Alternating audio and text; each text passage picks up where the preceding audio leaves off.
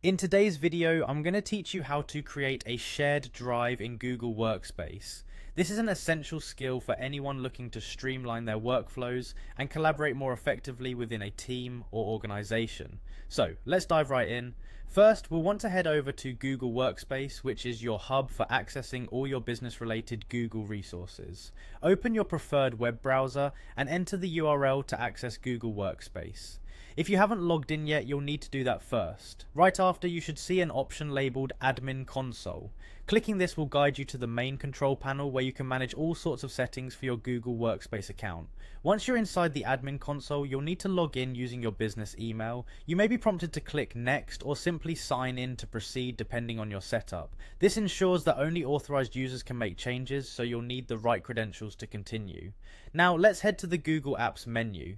You'll find this menu in the top right corner of the interface, marked by a grid or waffle icon.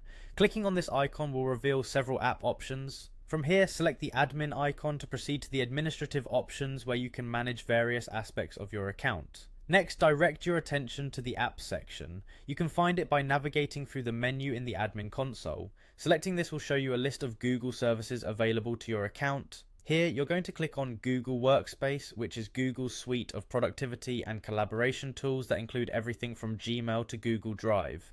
Within the list of Google Workspace tools, you're going to select Drive and Docs. This location is where you'll manage settings related to document sharing and file storage within your organization. When you're inside Drive and Docs, locate the Sharing Settings option. Clicking on this will allow you to configure how files can be shared within and outside your organization. It's key to ensuring that the right people have access to what they need without compromising security. After accessing the sharing settings, you'll see an option for Sharing Options. This step will provide more detailed controls over who can share or access files within your organization. Click on this to proceed. Once you've adjusted the sharing settings, look for the section labeled Allow Listed Domains. This lets you specify which external domains are allowed to access or share files with your organization. This setting is incredibly useful for maintaining connections with trusted partners or clients outside of your company.